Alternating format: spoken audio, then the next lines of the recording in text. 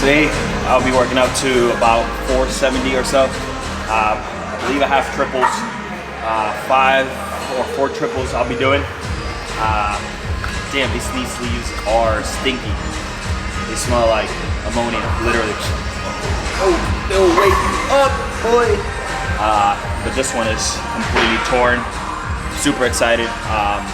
Slingshot is going to be sending me some gear, and they're going to be sending some sleeves over, so I'm pretty pumped about that. I've been meaning to get new knee sleeves, and they reached out and they were like, hey George, let me send you some gear. So I was like, fuck yeah, let's do it. But anyways, the way I put on my knee sleeves is usually just fold them in half, and then I make sure that the SBD sign is facing up. I place it on my foot, and then I just grab it by the bottom, and then I start flexing my damn calf until it freaking comes up. It's a freaking pain in my ass. It's a workout in itself. But this will probably be, I'll probably take this for one, and then I'll probably take like 430 for another single, and then I'll start my working sets. But I have squats, and then I have bench. Been playing around with these lately. I don't know, been liking them. They're pretty flat sole shoe. They're pretty stable, so, and they look pretty fucking rad. So let's get into the set.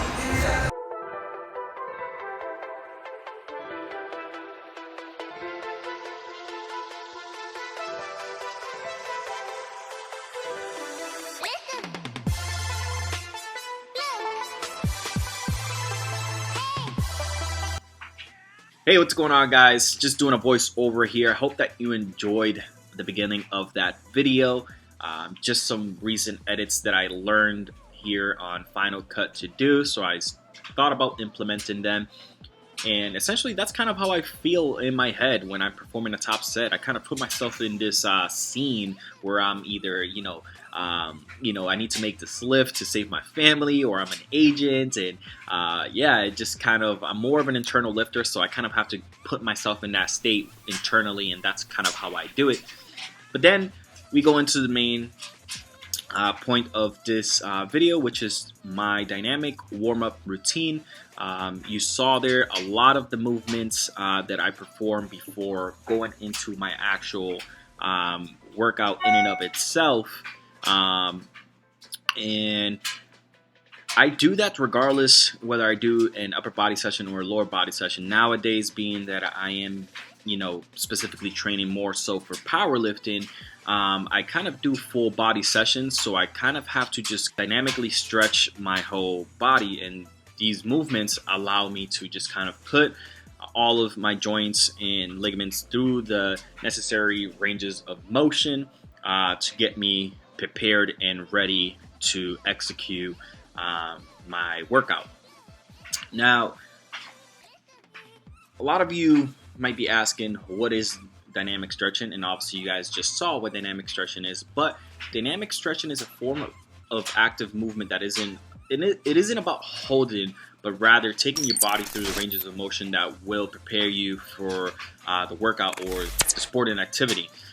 Whereas, something like static stretching is completely the opposite, where you're kind of holding the stretch for an extended period of time, and not obviously putting it through its motion. But the reason why it is important, again, to dynamically stretch and just kind of warm up effectively is just because it reduces the risk of injury here, and just, again, it gets you ready for the workout that you're going to be performing, and just kind of allowing blood and oxygen to flow into your muscles, your tendons, your ligaments right before you do the serious workout.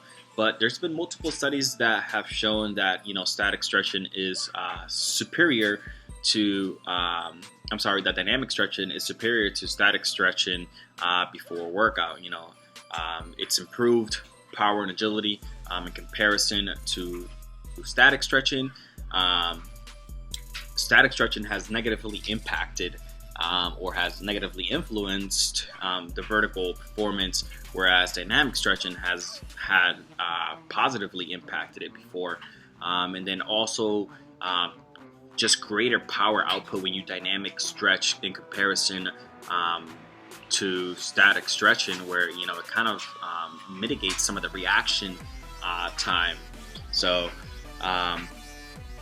before dynamic stretching, I typically do some kind of light aerobic warm up, whether it's the cardio machine, the rowing machine, just to rise the core temperature and make my muscles just a little bit more elastic right before the workout, right?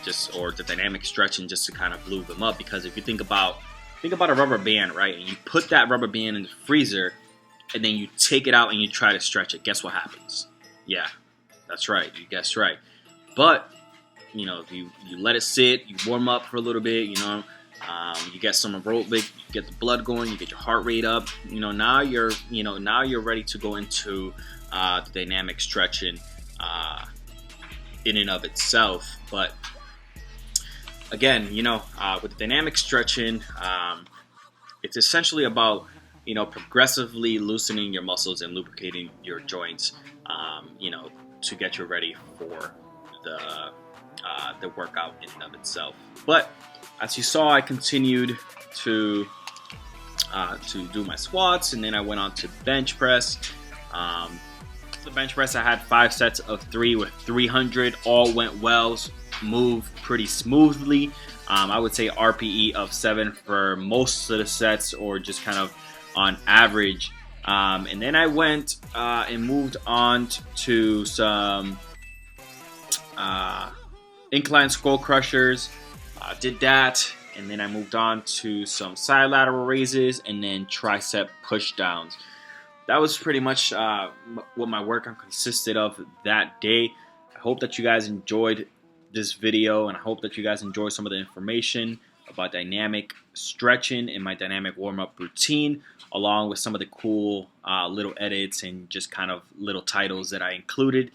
But that's going to be the video, guys. So please make sure that if you liked the video and you liked the content in this video, to smash that like button. It helps more than you know. Don't forget to subscribe to the channel for more videos coming your way. And also, please share the video if you found this informative and you think that it will help a friend or a family member. But until next time, much love.